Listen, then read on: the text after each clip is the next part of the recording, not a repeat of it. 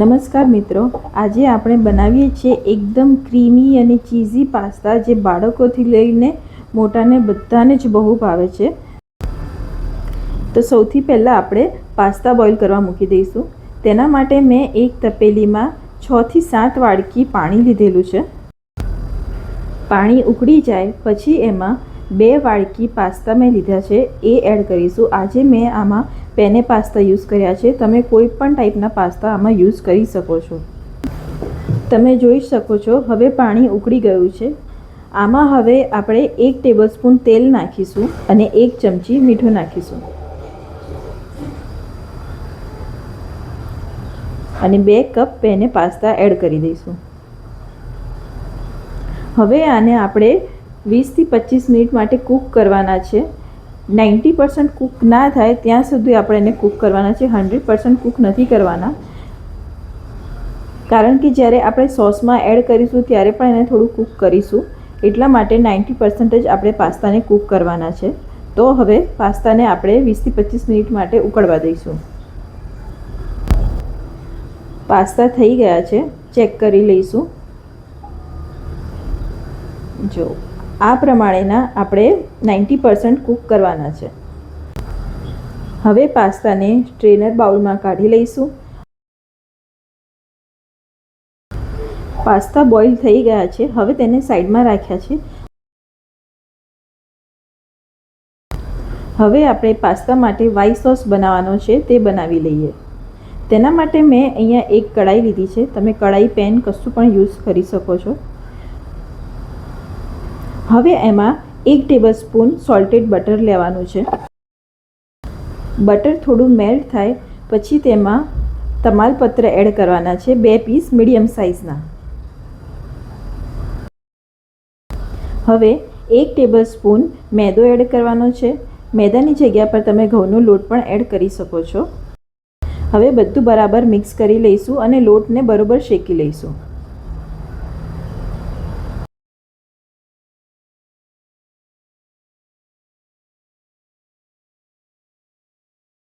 Mixer હલકું ગુલાબી થાય ત્યાં સુધી આપણે એને શેકવાનું છે. લોટ બરાબર શેકાઈ જાય પછી તેમાં 750 ml ગરમ દૂધ એડ કરવાનું છે. લોટ શેકાઈ ગયો છે. હવે આમાં 750 ml ગરમ દૂધ એડ કરીશું અને ગેસ સ્લો રાખીશું. જ્યારે પણ આપણે ગરમ દૂધ એડ કરીએ છીએ ત્યારે ગેસ સ્લો ફ્લેમ પર રાખીશું અને લોટ પણ સ્લો ફ્લેમ પર જ શેકવાનો છે.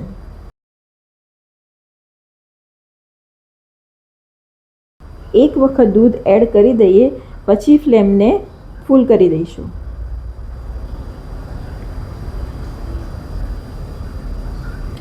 એક ઉભરો લાવવાનો છે અને આને કન્ટિન્યુઅસ આપણે હલાવ્યા કરીશું, જેથી કરીને બોટમ પર દૂધ, લોટ કશું ચોંટે નહીં.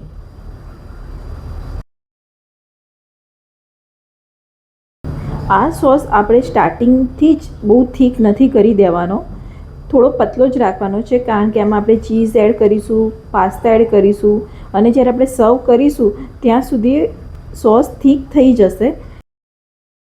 અને આ વાતનું ખાસ ધ્યાન રાખવાનું છે, જ્યારે પણ આપણે વ્હાઈટ સોસ બનાવીએ છીએ ત્યારે સ્ટાર્ટિંગમાં આપણે એને પતલો જ રાખવાનો છે, જાડો નથી કરવાનો. જો તમે પહેલેથી જાડો કરી દોશો તો એન્ડમાં એ ખૂબ થીક થઈ જશે, તમને સોસી સહેજ પણ નહીં લાગે. હવે આમાં આપણે 3 ટેબલસ્પૂન સુગર એડ કરીશું. ગેસની ફ્લેમ સ્લો કરી દઈશું. જ્યાં સુધી આપણે બધા મસાલા એડ કરીએ છીએ ત્યાં સુધી આપણે ગેસને સ્લો રાખીશું, પછી એની સ્પીડ વધારીશું.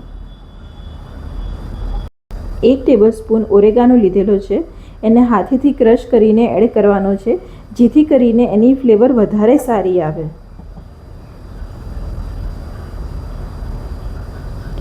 1.5 ટીસ્પૂન બેઝિલ લેવાનું છે, ડ્રાય બેઝિલ આવે છે એ.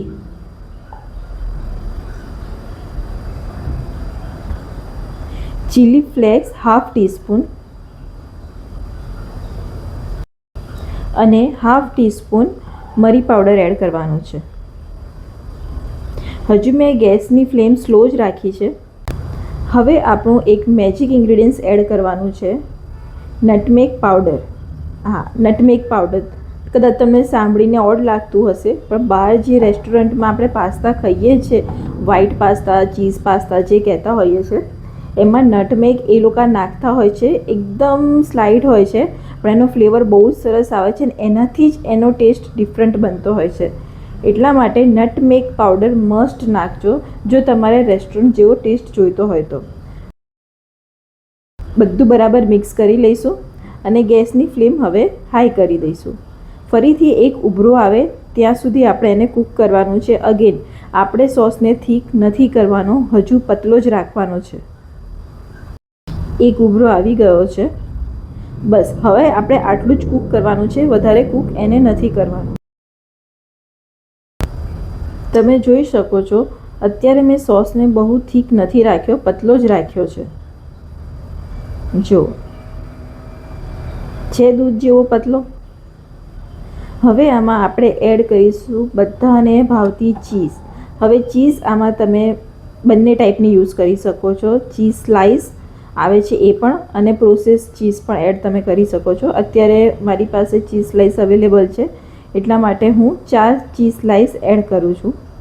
અને જો તમારી પાસે ચીઝ સ્લાઇસ અવેલેબલ નથી તો જે રેગ્યુલર આપણે પ્રોસેસ ચીઝ આવે છે તમે એ એડ કરી શકો છો.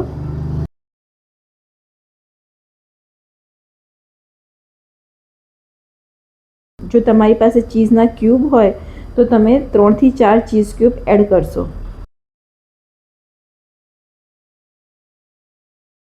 બરોબર મિક્સ કરી લઈશું.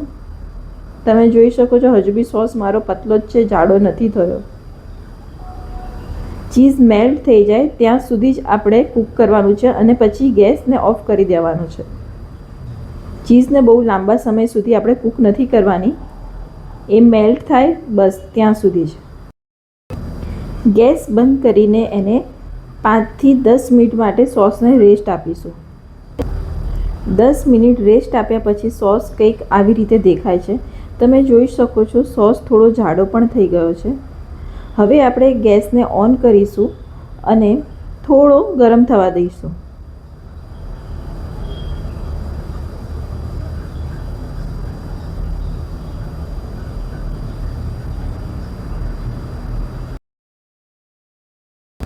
હવે તેમાં બોઇલ પાસ્તા એડ કરીશું.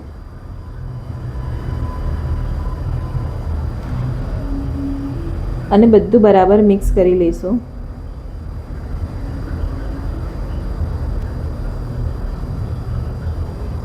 મિક્સ કર્યા પછી ફરીથી એક ઉભરો આપણે લાવવાનો છે.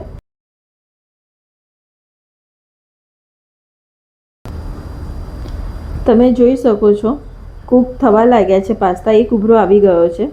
હવે તમે જુઓ આપણે પાસ્તા એડ કર્યા પછી સોસ ઓલરેડી થીક થવા લાગ્યો છે.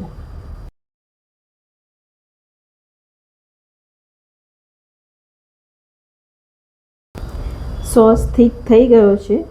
હવે લાસ્ટમાં આપણે ફ્રેશ ક્રીમ એડ કરવાનું છે 200 ગ્રામ.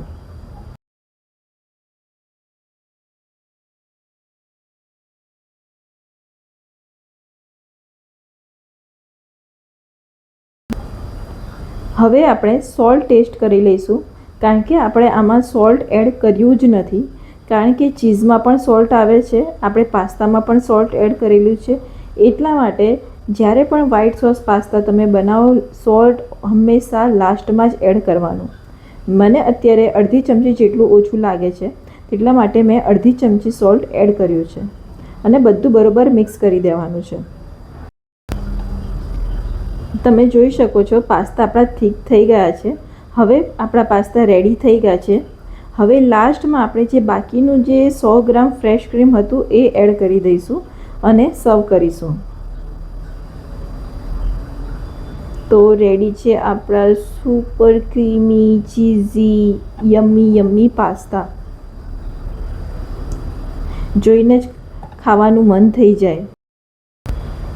પાસ્તા સાથે ગાર્લિક બ્રેડ પણ આપણે સર્વ કરવાના છે. જ્યારે આપણે રેસ્ટોરન્ટમાં પાસ્તા ખાઈએ છીએ ત્યારે સાઈડમાં જે ગાર્લિક બ્રેડ આવે છે એ આપણે બનાવવાની છે. તો હવે આપણે એ પણ બનાવી લઈશું અને પછી સાથે સર્વ કરીશું. પાસ્તા સાથે સર્વ કરવા માટે આપણે ગાર્લિક બ્રેડ બનાવી લઈશું. જ્યારે પણ આપણે રેસ્ટોરન્ટમાં બહાર પાસ્તા ખાતા હોઈએ છીએ ત્યારે તેઓ આપણને સાઈડમાં ગાર્લિક બ્રેડ મૂકીને આપે છે. આ એ જ બ્રેડ છે. તેના માટે મેં સૌથી પહેલાં તવામાં બટર લઈ લીધું છે. અત્યારે હું 4 બ્રેડ બનાવી રહી છું, એટલે બટર તમને જેટલું ભાવે એટલું તમે લઈ શકો છો. અત્યારે મેં 1 ટીસ્પૂન લીધેલું છે. 1/2 ટીસ્પૂન ચોપ ગાર્લિક. ગેસની ફ્લેમ આપણે સ્લો જ રાખીશું અને ઓરેગાનો સ્પ્રિંકલ કરવાનો છે. બધું બરાબર મિક્સ કરી લઈશું અને થોડું કૂક કરીશું. ગાર્લિકને કૂક થતાં હાર્ડલી 1 મિનિટ જ થાય છે,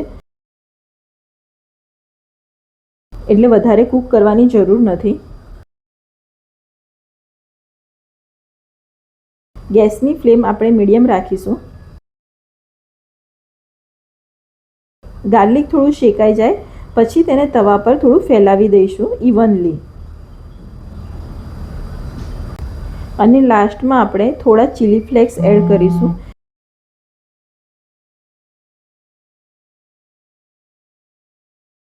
એને બરાબર મિક્સ કરી લઈશું. ચીલી ફ્લેક્સને આપણે કૂક વધારે નથી કરવાના. ઇવન કરી દઈશું. હવે આપણે બ્રેડ મૂકી દઈશું. આ ફ્રેન્ચ લોફ જ છે, તેને મેં પીસીસમાં કટ કરીને લઈ લીધેલા છે. તમને ફ્રેન્ચ લોફ મળે, ગાર્લિક બ્રેડ મળે, ગાર્લિક બ્રેડનો લોફ પણ આવતો હોય છે.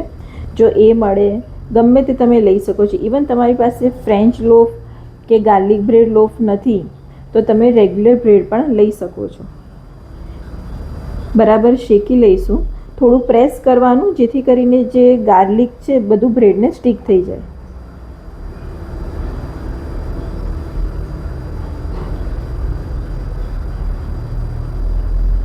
જોઈ શકો છો ગાર્લિક સરસ રીતે બ્રેડને સ્ટીક થઈ ગયું છે.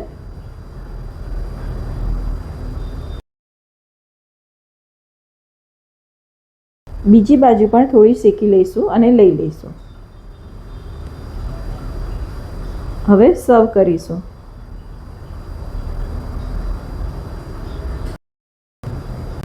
તો રેડી છે આપણા એકદમ ક્રીમી અને ચીઝી પાસ્તા. એક બાઈટ અને દિલ ખુશ. જો તમને આ રેસીપી ગમી હોય તો લાઈક કરો, શેર કરો અને સબસ્ક્રાઈબ કરવાનું ભૂલતા નહીં. તો મળીશું ફરી એક નવી મસ્ત રેસીપી સાથે.